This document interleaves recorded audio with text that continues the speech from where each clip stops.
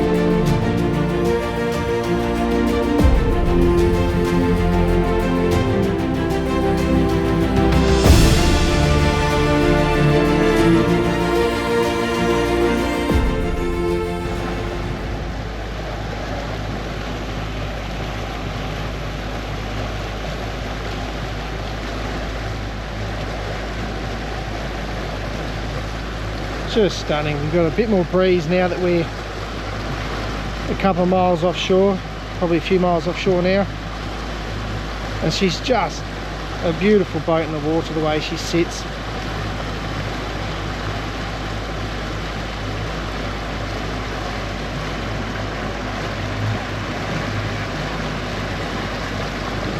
So as you can see by that intro footage, being out on the water last night in stunning conditions, bit light on the breeze, but the boat still sailed beautifully, managed to get the sails up and filled and the spinnaker up, and off they went. The crew basically sailed off into the sunset while I chased them on the media boat. But we're back alongside now, we're back at the berth, and we started off inside today. So 1988 Roberts 53, as you can see straight away, just a huge amount of headroom. This boat is such a large volume cruiser, it's quite impressive. So I'm 6 foot and you can see we've got quite a bit of clearance here, and that's pretty much throughout the whole boat. There's only a couple of little areas that we'll have to duck under, bulkheads and things, but otherwise great roomy boat. But we're going to start inside, so I'll turn us around and we'll go and have a look. So I'll move forward today. Now this is a custom built boat specifically for pretty serious blue water cruising. Again, another one of those awesome yachts that we can bring you today, that we can walk through, that can show you the the volume, the layout, the design, specifically to really get away and do those big trips. So up in the V berth here, you can see there's a big bulkhead, a sealed bulkhead there. Forward of that is all of your chain lockers and storage up there, so that's fully sealed. But this is a bunk room as well as storage, so it depends how you want to use the boat. So you've got two bunks up here, bit of shelf space there that I suppose you could turn into another bunk, but there's access and storage through here. So we've got batteries under there, some storage under there. You'll see as we go through this boat, sort of all the usable space has been taken for various bits and pieces. So it's, again, full headroom, excellent light, some portholes, so massive V berth. As we turn around, you can see again, boats that are custom built, that purpose built, they give you access to everything. So not only do you have these access hatches throughout for bilge inspections, etc., but the whole floor then can be unscrewed for even bigger access again. So you can see the bilges are relatively dry, a little bit of dust in there, but bilge pump, through hull, and it's like this throughout the whole boat as we walk through. So access to your ship's equipment, systems, bilges, which is all very important. As you know, if you're going to be getting away and doing big trips, you really do want that access so you can work on your own boat. So off to port, just back from the V berth, is another bunk cabin. Again, excellent for if you've got people staying on board the boat, or maybe you want to turn this into something else depending on how you're traveling. Another very usable space in here. Again, every little bit of space can be used. Very ergonomic. And off to starboard is our first head, sort of the main head to the boat. Electric toilets. This is a TMC electric. And a nice big shower. Again, standing room's very good for a head. Heaps of space in there, which is fantastic. And then when we step back into the main salon area, again, as I mentioned before, the headroom's very impressive. Now the boat makes me feel quite small. So a nice big dinette, lots of room there for dining. We've got carpet down here, but obviously again under here you can assume we've got access to everything. Storage underneath all of the seats, just throughout everywhere.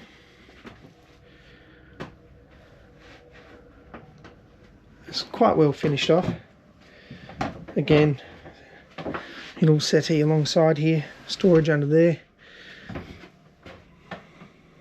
Everything looks to be in very good condition for the age of the boat. You know, again, as we go through, one of the main reasons for these walkthroughs is for people to see the boat basically in real time as it sits today. Nice big nav station here. As you can see, throughout the years it's all been updated and kept quite modern. Electronics wise, that sort of stuff, engine wise. We'll jump in. So behind here you can see again all the different points of access, pretty much the entire engine bay each side will come away, so you've got fantastic access there. This is just another one of those cabins. So this is the third cabin.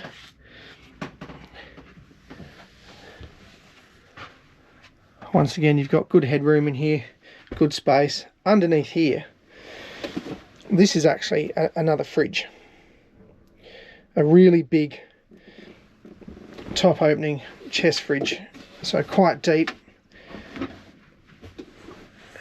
Excellent sort of addition for when you're on those big trips, when you really want to get away. All storage down here, and again access to engine bays, etc. through here. So we'll move back into the galley. You've got to duck a little bit here, but otherwise excellent headroom in the galley. You can literally just freestand here. Very safe. Again, if you start talking about getting offshore, these U-shaped galleys where you've got something behind you to brace against is obviously the safer option when you're out and about, and you know you're heeling or you're in rough weather and you do need to get in here. You do feel quite secure. So a nice big oven, 3-burner, and another top opening large chest fridge freezer unit there. That's our gas detector, and again various storage through here and access into bilges again just below me. And this walks through into the aft cabin, and you'll see obviously from the footage on water and what you'll see when we head on deck, it's a centre cockpit boat, so you just have this vast aft cabin, incredibly comfortable, great owner's cabin. Again, the storage is impeccable, decent sized bed there, so comfortably sleep 2 people, and of course an ensuite. So you've got your own little private ensuite there. Again, electric toilet with shower. So it's a lovely sized ensuite.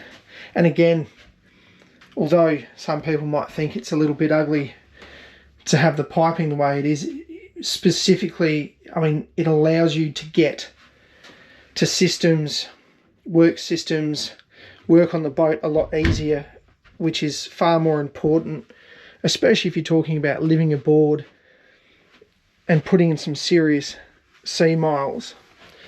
Sorry, I'm just pointing out there's great natural light throughout the boat.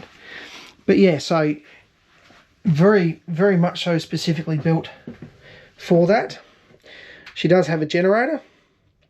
So she runs a Perkins main and a Kubota genset. And we'll have a look at all of that in a moment. But for now, let's go jump up on the decks.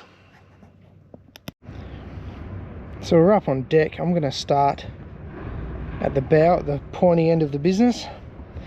You can see we've got this huge Muir Thor windlass. You've got a dual bow roller set up, depending on what combinations you want to run up here. This is the main Genoa furler, as you saw it up in some of that footage. Everything leading back to the cockpit, which you would obviously want to naturally assume for a boat that can be sailed short-handed. As you saw, there's only 2 guys sailing this 53-foot boat with absolute ease, and set up for a staysail too, which we also had up and flying. But the bulkhead I mentioned in that forward cabin is sort of through here somewhere, and this is that storage. So we got the spinnaker in there, heaps of storage. It's hard to see, but the chain locker is just forward of that. But there's various bits and pieces in there, but a huge amount of storage, which is always welcome. As you can see, just the sheer deck volume of this boat is impressive. The beam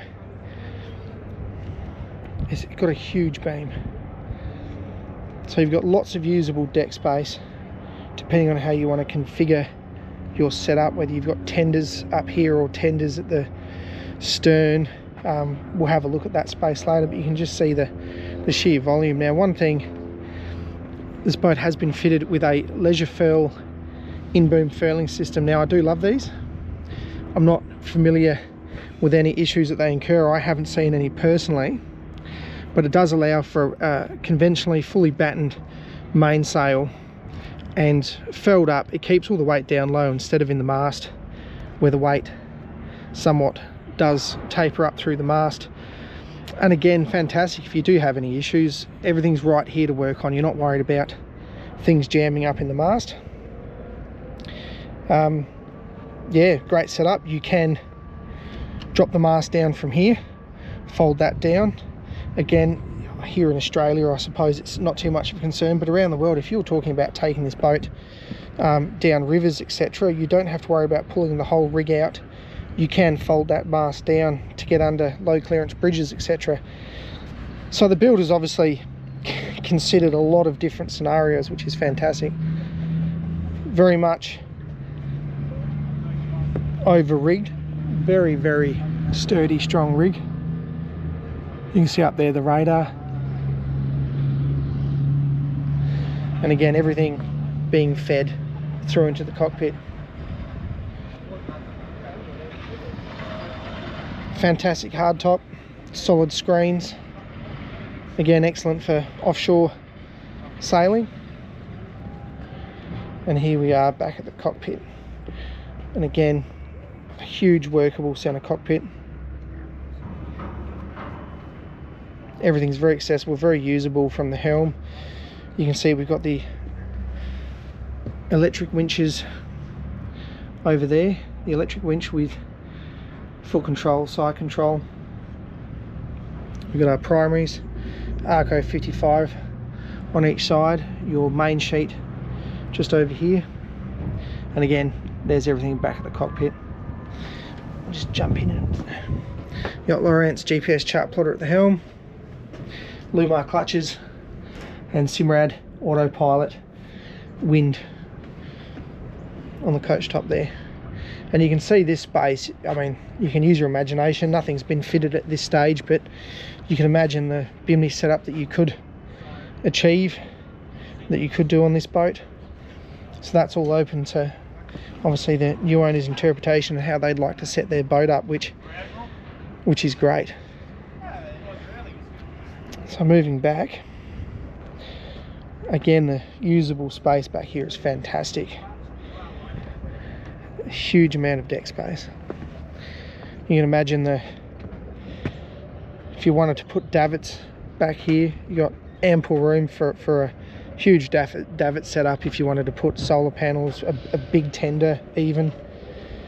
So again, that's open to your customization.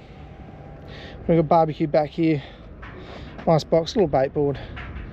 He's even gone and put a working light there so you can cook when the sun goes down.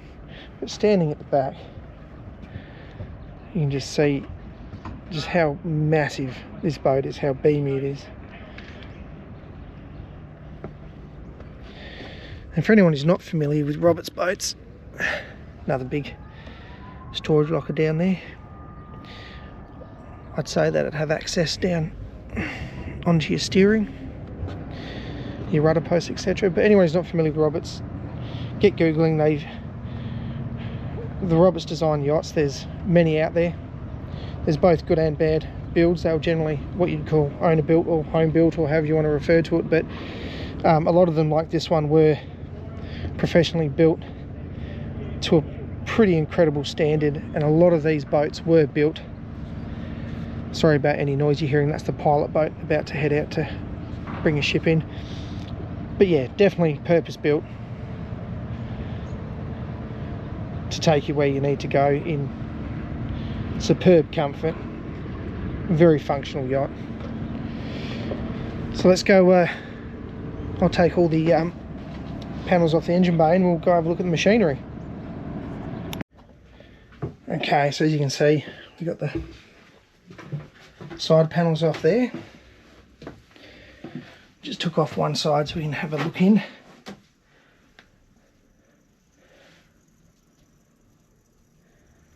We've got a Perkins main here. That's the Kubota genset. And up here, as you can see, I think we've got 24 hours on that. From the look of it, it's basically new.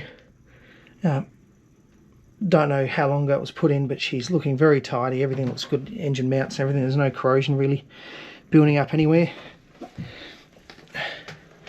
But you can see it's little things like it's got a drip pan.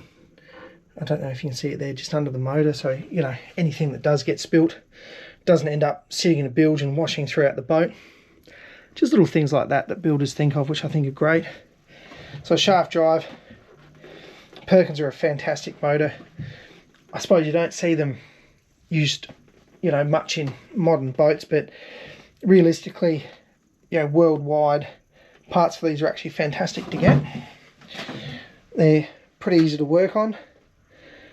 Any boat I've dealt with Perkins has always been a pleasure, actually.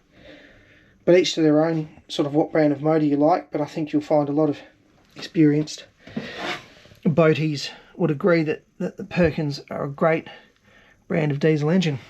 So there's the brief walkthrough and condition of this Roberts 53.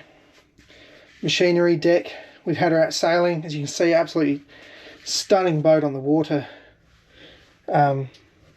Quite the imposing boat when she's under sail. So I hope you enjoyed. There'll be a lot of information in the description down below. And as usual, thanks for watching, and we'll see you next time.